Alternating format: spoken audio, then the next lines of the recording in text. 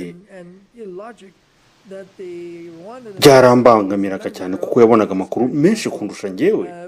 Mu gihe rero mwari muri mu Rwanda hakunze kumvikana ubwumvikanye buke bwa buri hagati ya bwana Jean-Jacques Roger Bobo nawe, ese byari hagaze bite muco kugira icyo mutubwira?